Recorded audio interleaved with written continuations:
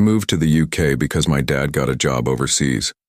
A small town called Ashford surrounded by foggy woods and empty fields. My new school sat on a hill, an old red brick building that looked like it belonged in a different century. Right in the middle stood a tall, dark clock tower, its Roman numerals faded and cracked. It was a Friday night, and for some reason, I felt like I had to finish my art project. The art room was on the second floor, at the very end of the hallway. Outside, a light drizzle fell. Cold seeped through the windows. Even though it was already May, I lost track of time. When I finally checked my phone, it was 2:57 a.m. Battery nearly dead. The school was dead silent. Not a single sound. No janitors. No creaking doors. Just me. I packed up my sketchbook, zipped my bag, and stepped into the hallway. Some lights were off. The walls were lined with old student paintings. Not all of them were smiling. There was one in particular that always unsettled me. A girl sitting on a wooden chair, hair in twin braids. Her eyes weren't looking at the painter, never had been. They were fixed on the door like she was waiting for something. I walked faster. My footsteps echoed too loud on the old wood floor. The air started to feel off, heavier, colder. I held my breath. The further I went, the longer the hallway seemed to stretch. Classrooms I usually passed felt unfamiliar. The exit signs didn't look right. One door, room 213, was slightly open. I remembered locking that earlier. There was a flicker inside like candlelight. But this school didn't use candles ever. I kept walking. Then I saw it. A mirror at the end of the hallway. That mirror had never been there before, and in its reflection, behind me, stood a girl. Long, dark hair, head tilted down. She wasn't moving, but her presence was heavy. Like the air around her wasn't the same. I turned around, nothing there. But when I looked back at the mirror, she was still behind me. I ran. I didn't care where I was going, I just ran. My bag hit my back with every step. My breath was loud, ragged. The hallway felt wrong, like the walls were closing in, stretching out at the same time. I found the back staircase. Narrow, spiral, old. I nearly tripped all the way down. When I reached the emergency exit, I shoved the bar. The door burst open. Cold air hit me like a wave. I was outside, but even then, something felt off. The schoolyard looked different. The fog was thicker. The lamps were out. No traffic in the distance, no wind, just stillness. Then I heard it. A low chime, metallic, distant. I looked up. The clock tower, it was ringing 3 slow chimes.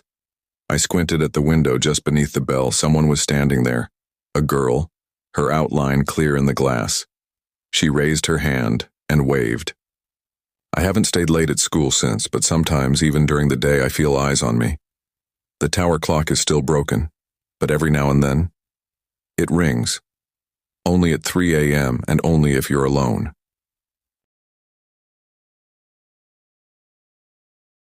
I was a transfer student junior year, moved from Arizona to upstate New York. The school was smaller than I expected, tucked between leafless woods and an old cemetery nobody talked about. It had that look: peeling paint, ancient radiators, and classrooms that smelled like wet paper and dust. They assigned me a locker on the second floor right across from room 209. Everyone avoided it. It was always locked. No one ever went in or out. But what really got to me was how people ignored it, like it didn't exist.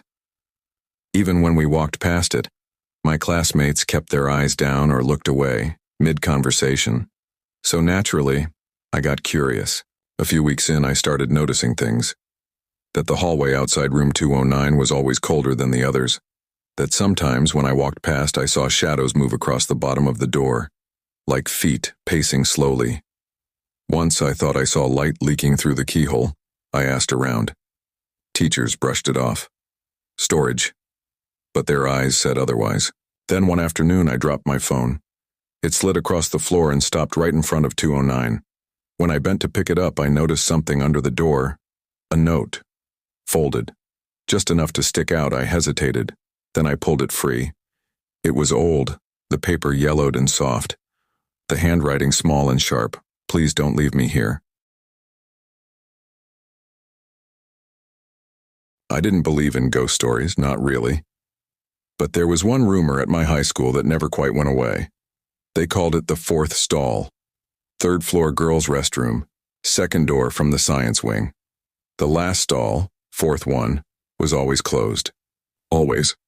No matter the time of day, no matter how many people went in, the door was locked. No one ever saw anyone come out of it. Girls whispered that if you stayed in the bathroom past 3:33 p.m., you could hear someone crying behind that door. I didn't believe it. So one afternoon when everyone else had gone home, I stayed. Not for a dare. Not because I was brave. Honestly, I just wanted to know. The third floor hallway was quiet. Late sunlight came in through tall windows, stretching shadows across the lockers. The air smelled like floor cleaner and old paper. I stepped into the restroom. 3 of the stalls were open, empty. The fourth was closed. I waited. Minutes passed. No sound. I leaned against the sink, checking my phone. 3:30 p.m. Still nothing. Then, the lights flickered. Just once. Probably nothing. But something about the silence after felt heavier. Like the room had taken a breath and held it. I checked the time again. 3:32. I stared at the fourth stall. Its door was scratched. The paint chipped like someone had clawed at it. The lock was rusted from the outside, impossible to open even if you tried. 33, nothing happened. I exhaled, shook my head. But just as I turned to leave, I heard it. A breath, not mine. Close. I spun back around. Still no one there. But now, I could hear something soft. A girl sobbing. From inside the fourth stall, I didn't move. I couldn't. The crying grew louder. But not frantic. Just sad. Raw. Like someone had been crying for years and didn't know how to stop. I stepped forward, 1 step. 2. I reached out, slowly placing my hand on the stall door. It felt cold. Too cold. I knocked. The crying stopped. Silence. Then, a whisper right by my ear. It's your turn. I jumped back. All the other stall doors slammed shut at once. The light flickered again, then went out completely. In the dark, I felt movement. Not footsteps. Sliding, like someone dragging themselves across the floor. I ran. Busted through the door and didn't stop until I reached the parking lot. I didn't tell anyone, but the next day the janitor found something. The fourth stall was open. Inside, scratched into the wall, was my name, and below it, she chose you.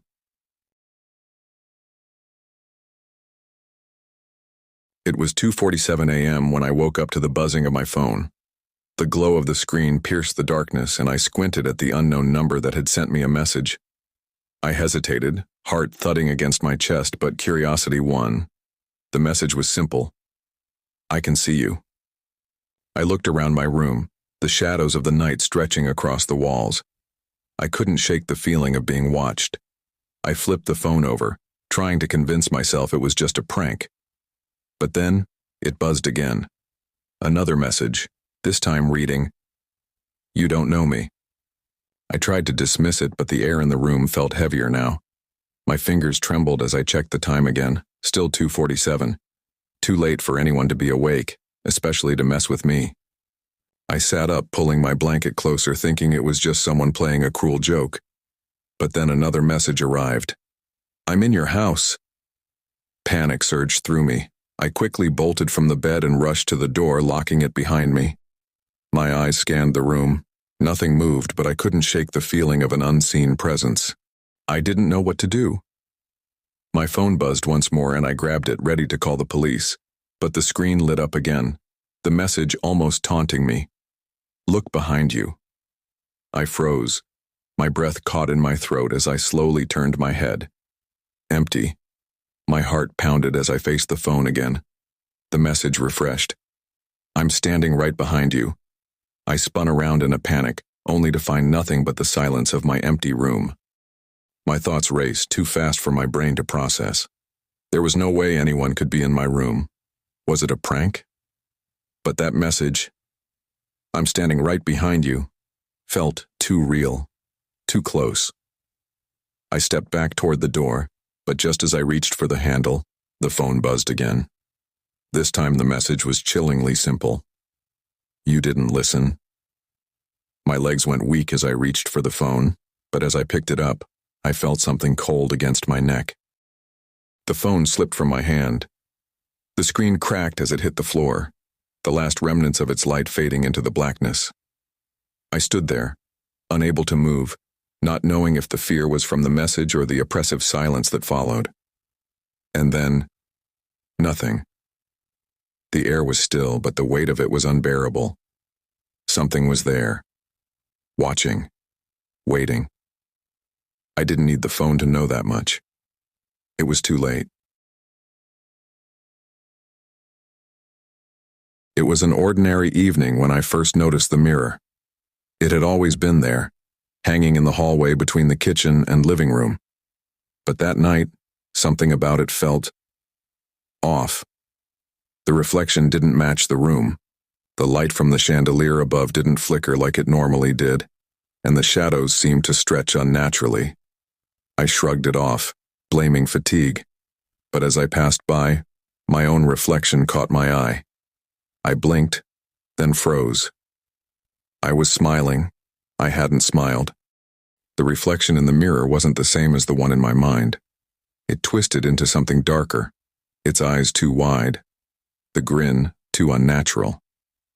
For a moment, I thought it was just the dim lighting playing tricks on me, but the smile in the reflection didn't fade. It grew slowly, and I felt a cold chill crawl up my spine. I took a step back.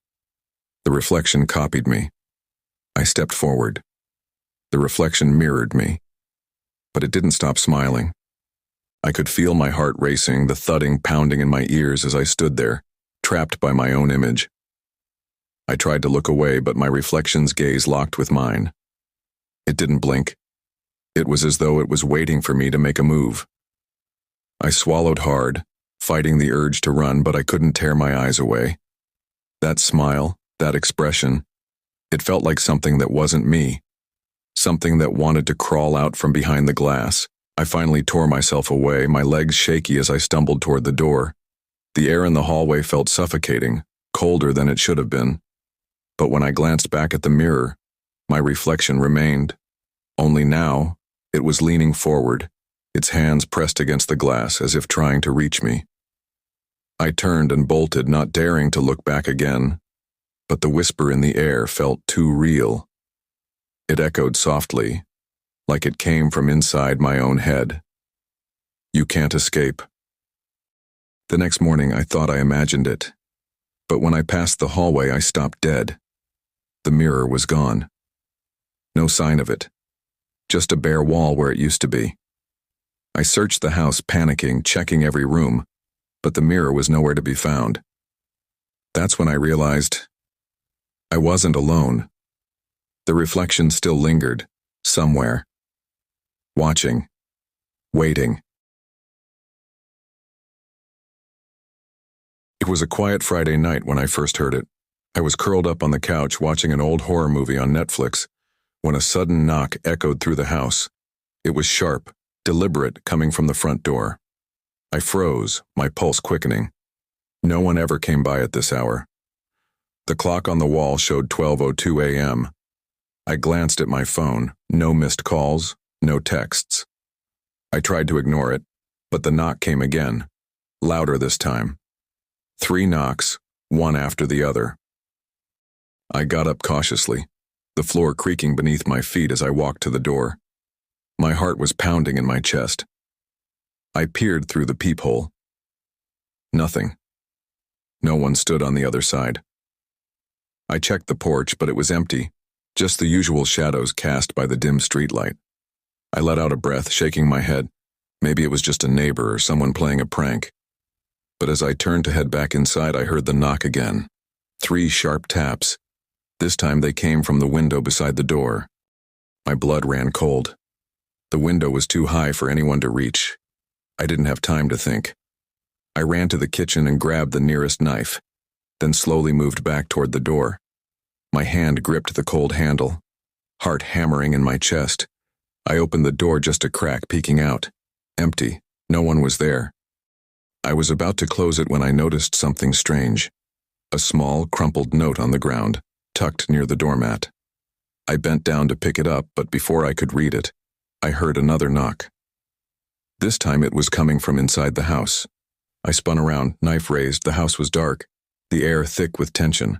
The knock came again, this time from the hallway. I couldn't breathe. I stepped into the living room, eyes scanning every corner. The knock sounded once more. Tap, tap, tap, this time from the closet. My hands were shaking as I opened the door. It was empty, but as I closed it, I saw something written on the inside of the door. In red, as if it had been scratched in. I'm inside. I couldn't escape. The knocking didn't stop. It never stopped. I ran, but the sound followed me, always just behind me, echoing in my mind.